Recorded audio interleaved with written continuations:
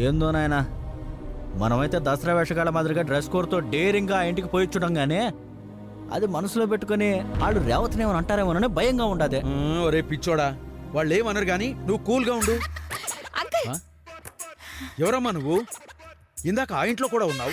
చెప్తాను అంకుల్, ముందు నన్ను ఆశీర్వదించండి. మనోవాంఛా ఫల సిద్ధిరస్తు. ఏంది నాయన అట్లా దీవించేస్తుండావు?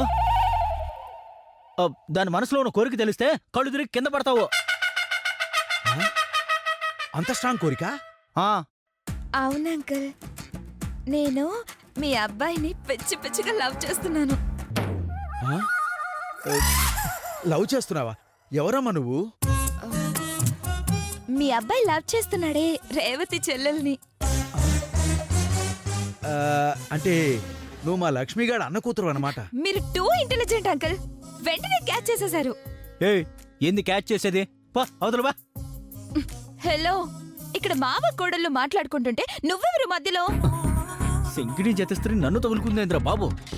చెప్పండి అంకుల్, నాకేం తక్కువ? అన్ని ఎక్కువే, పిచ్చితో సహా. నువ్వు ఊరుకో గౌతమ్, నీకేం తెలీదు. అమ్మా, నువ్వు చాలా క్లారిటీతో ఉన్నావు తల్లి. నువ్వు ఆ ఇంటి పిల్లవే కదా, నో ప్రాబ్లం. రేవతి బదులు నువ్వైనా ఓకే. నేనేమైనా అంగట్లో సరుకునా? ఒకటి కాకపోతే ఇంకోటి ఏరుకోవడానికి ఏం తండ్రివయ్యా నువ్వు? ఏంద్రా, వీడేం తండ్రి అనుకుంటున్నావా? పాపం, ఆడపిల్ల వచ్చి తన మనసులో మాట ధైర్యంగా చెప్పింది. మనం ఆ యాటిట్యూడ్ని గౌరవించాలా వద్దా? ఏంది నాయన నువ్వు హెల్ప్ చేస్తానని చెప్పి ప్రాబ్లం ఇంకా పెద్ద చేస్తా ఉండవు.